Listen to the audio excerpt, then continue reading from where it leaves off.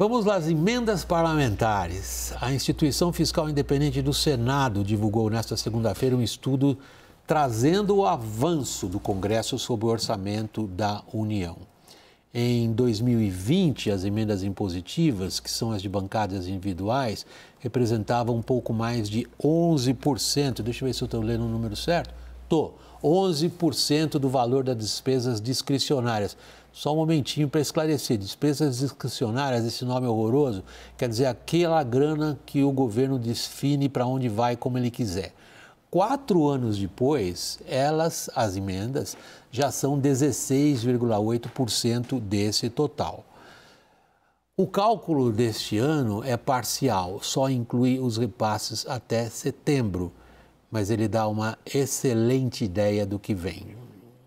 O Senado, ele pretende votar ainda nessa semana essas novas regras para a execução das emendas parlamentares, cujo número vocês tiveram agora um pouco de familiaridade. Eu sei que a partir de apenas um gráfico como esse que a gente apresentou, não é possível ter uma ideia exata da situação inteira, mas vocês têm uma ideia da dimensão que isso daí assumiu. Essa proposta, a proposta de regulamentação das emendas, ela já passou pela Câmara, mas não está clara se vai atender a todas as exigências do STF para liberar as tais emendas. Os detalhes, então, em primeiro lugar, a informação mais recente com nossa repórter Luciana Amaral, ao vivo, direto de Brasília. Boa noite, Luciana. Boa noite, William. Muito boa noite a todos que nos acompanham aqui no WW. Boa semana a todos. Esse projeto de lei complementar está na pauta de votações do plenário do Senado para quarta-feira. Essa é a previsão, então, do presidente do Senado, Rodrigo Pacheco, para acontecer essa votação. E antes do conteúdo em si ser analisado pelos senadores, eles têm que votar ainda um requerimento de urgência. Faz com que o projeto possa pular etapas dentro do Senado, não precise passar pelas comissões, para que seja votado, então, direto no plenário da Casa. A proposta, lembrando, traz novas regras de transparência, de rastreabilidade das emendas parlamentares, aquele dinheiro que é indicado pelos deputados e senadores para as respectivas bases eleitorais. Até o momento, o texto ainda não tem um relator oficialmente definido. Enquanto isso, o Senado vai alinhando os detalhes, tanto com o governo, quanto também para atender, claro, as solicitações do STF. Agora, os governistas, eles querem retomar um trecho da versão inicial do texto que foi modificada na Câmara dos Deputados. De início, o texto do deputado do PT, Rubens Pereira Júnior, permitia ao governo federal bloquear e contingenciar a execução das emendas para que se cumpra a meta fiscal por parte do governo. Só que aí o relator na Câmara dos Deputados, Elmar Nascimento, ele modificou essa previsão. Ele tirou a previsão do bloqueio, deixando só a possibilidade do contingenciamento. É um ponto, então, que o governo agora quer recuperar no Senado Federal. O líder do governo no Congresso, Randolfo Rodrigues, disse que a preferência, claro, do governo é que eles tenham as duas possibilidades. Agora, resta saber, então, se o Supremo também vai concordar com a versão final do texto que for aprovada pelo Congresso Nacional. E um outro ponto também só importante para a gente finalizar aqui é que essas regras valem a partir do ano que vem para frente. Não trata ainda das emendas deste ano e nem do que ficou para trás. Volto contigo no estúdio, William. Obrigado, Luciana. Boa noite para você em Brasília. Marcos Pestana, e quando a gente transforma tudo isso numa manchete dura, Marcos, a briga por dinheiro nunca foi outra coisa a não ser a briga por dinheiro. O avanço dos poderes do Congresso em cima da alocação de recursos via orçamento público, esse é o nome técnico, vocês demonstraram de maneira muito veemente com esse gráfico que nós apresentamos. Quando é que vai ter, ou melhor dito, quando é que vai acabar o orçamento para o governo propriamente decidir sobre ele? William, preciso primeiro dar a César o que é de César. Democracia, parlamento e orçamento são irmãos trigêmeos que nasceram juntos no século XVII na Inglaterra, para exatamente coibir o poder discricionário do rei, do poder absoluto que a monarquia tinha, de aumentar impostos e criar despesas, determinar despesas. Então, é próprio da democracia e o orçamento nasceu junto com o parlamento. Então, o parlamento interferir na determinação das despesas públicas, da aplicação dos impostos que são cobrados da população, não tem nada demais.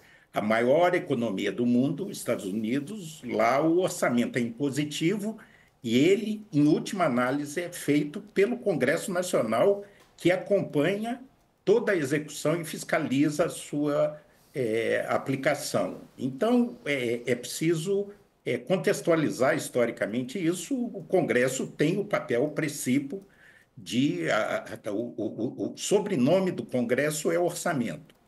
Agora, é tudo uma questão de quantidade e qualidade.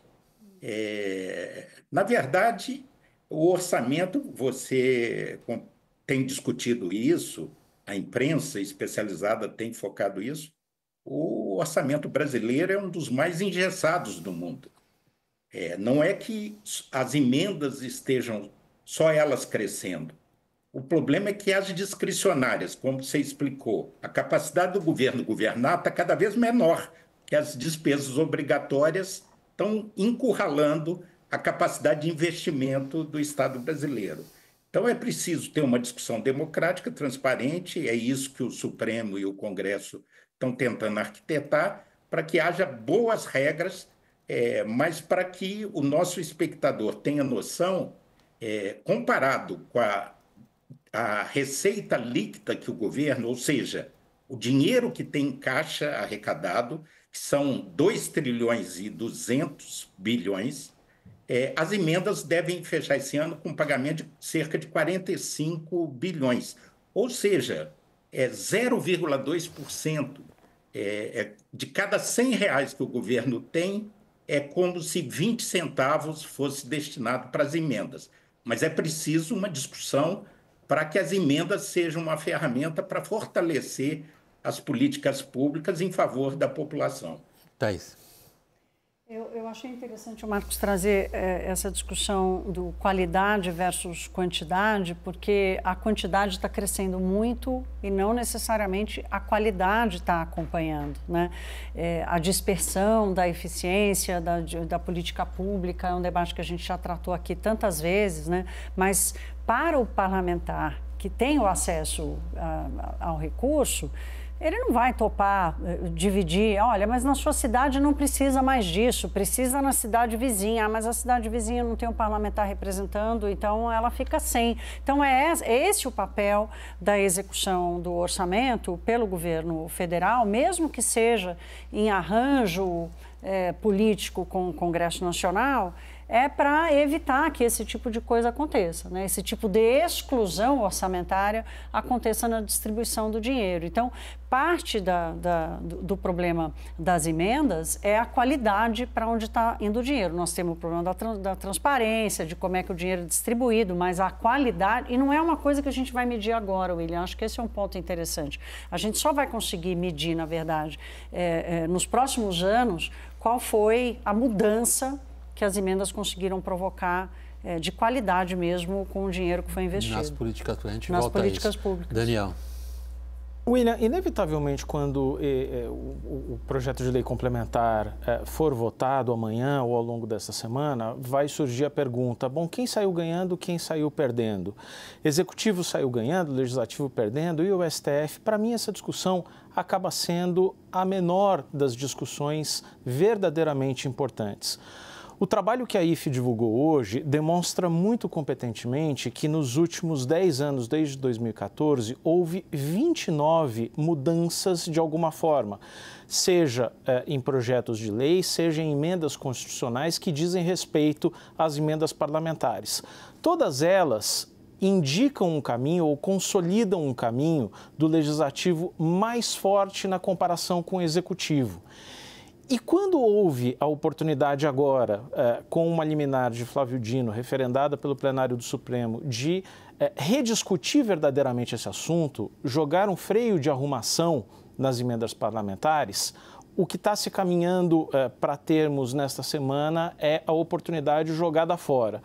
Jogada fora no seguinte sentido: o que não teremos nesse projeto é uma lógica de avaliação técnica e consistente sobre a eficácia dos investimentos realizados por meio das emendas parlamentares. Vamos continuar reforçando a lógica de difusão, de extrema pulverização dos recursos por projetos que não se conectam uns com os outros. Então, vou te dar um exemplo. A Comissão de Agricultura do Senado, por exemplo, recentemente aprovou uma emenda que está sendo executada que entrega 20 milhões para a Embrapa fazer um inventário de emissões de gases do efeito estufa para nortear a regulamentação do mercado de crédito de carbono, assunto do que nós vamos discutir no próximo bloco.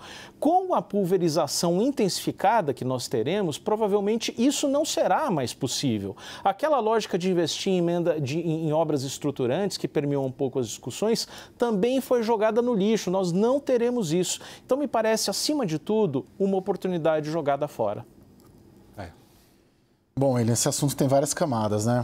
Vamos pela política, porque de tudo que eu tenho ouvido, de certa maneira o Congresso tem um interesse muito grande de destravar, porque praticamente as bases eleitorais estão sem recursos há meses, porque entrou na restrição do período eleitoral.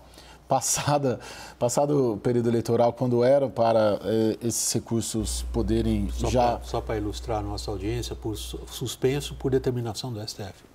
Isso.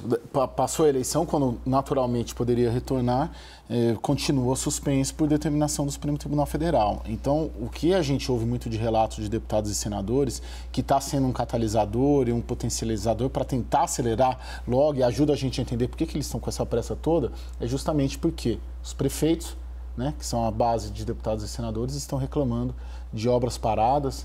Eles falam até em cemitério de obras, país afora. Construtoras que estão parando de tocar as obras nos pequenos e médios municípios do país inteiro, justamente por conta desse bloqueio. Está gerando uma pressão política de baixo para cima, porque os prefeitos trabalham para os deputados e senadores, basicamente, inviabilizando todo esse processo para pegar essa camada dessa necessidade que o Congresso está tendo de acelerar e tentar votar o quanto antes. Eles estão muito pressionados, e não é pelo Supremo ou pelo Palácio do Planalto, não. É pelo prefeito e pelo vereador das bases eleitorais.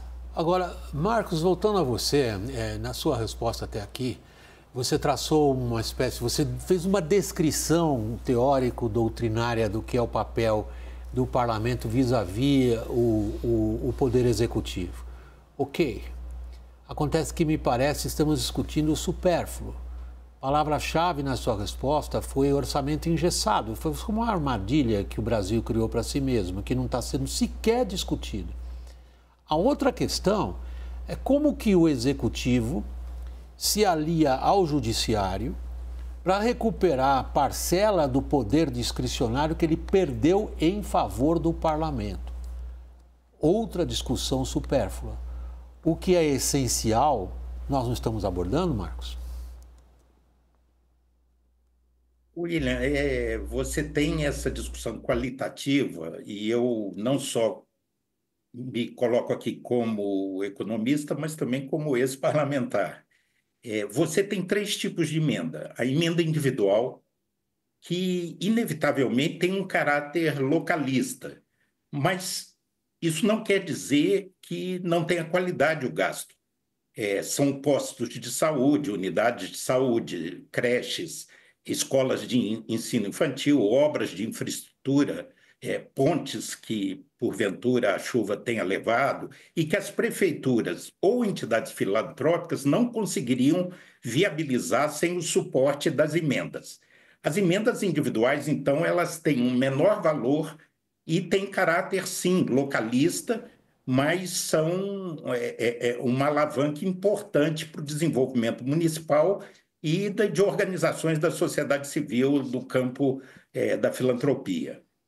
As emendas de bancada sempre tiveram, até um passado recente, caráter estruturante. Eu lembro, a bancada mineira sempre era um metrô da região metropolitana, duplicação da BR-381, o Rodoanel, ou seja, investimentos com alto impacto no aumento da produtividade da economia. um efeito multiplicador para o futuro. E a emenda de comissão, que é o terceiro tipo, não tinha caráter local ou regional, era caráter nacional de política pública. Eu lembro bem, na Comissão de Seguridade e Saúde, os estados sempre, os municípios, propunham o reforço da verba de financiamento do teto de média e alta complexidade hospitalar, que estava o per capita subestimado. Então, tinha um caráter de política pública setorial e não um caráter localista e um caráter regional. Então, é preciso recuperar a natureza do instrumento das emendas. Eu sou parlamentarista até a medula, eu não vejo com preconceito assim. A decisão do parlamento não tem menor qualidade que a decisão do executivo, mas é preciso boas regras de governança. Mas você colocou o dedo na ferida. Nosso orçamento hoje, mais de 95%, são despesas obrigatórias, com indexações, com vinculações, previdência, políticas sociais, folha dos servidores, precatórios, despesas com os outros poderes, emendas, levam praticamente tudo. Tanto que o Brasil nunca investiu tão pouco, e é por isso que o nosso crescimento não é sustentado.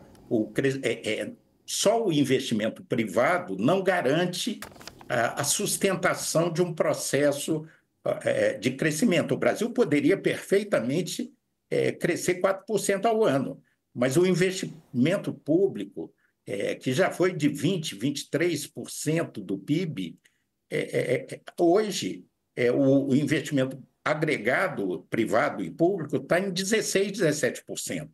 Isso não sustenta o crescimento. Então, o tema não é só discutir ajuste fiscal pela margem e emendas. É preciso uma grande discussão nacional sobre o conjunto da estrutura orçamentária e quais são as necessidades futuras para o desenvolvimento nacional. O nosso noticiário só está cuidando da margem dos assuntos, pelo que eu vejo, Marcos. Thaís. O debate da revisão dos gastos é a agenda do Ministério do Planejamento da Simone Tebet, que não tinha conseguido avançar até aqui, apesar deles terem avançado ali no mapeamento e no diagnóstico, e o governo está há 3 semanas sentado no tal do reajuste de gastos, né? E com essa pressa de aprovar a regra das emendas para conseguir aprovar a lei de diretrizes orçamentárias, quer dizer, tem um calendário atropelando a discussão do orçamento e, como você disse, William, a questão essencial, que é da qualidade da sustentação do setor público federal, está deslocado. Uma frasezinha para cada repórter político para esclarecer a audiência. Por que não se discute o essencial, Daniel? Olha, por falta de interesse, emendas de bancada ali que são para obras estruturantes haviam sido inicialmente cogitadas 4 por bancada, agora vão ser 8 por estado, com uma pegadinha ali para ter subdivisão. E aí, é claro, são 16 prioridades elencadas ali. Quem aponta 16 prioridades, William, desculpe, não aponta prioridade nenhuma. Por que a política não discute o que realmente interessa, Caio? Uma manchete. Porque não interessa a política discutir o que realmente interessa. Eles estão... Gostei da manchete. Horrível, mas... Mas boa. Horrível, mas boa.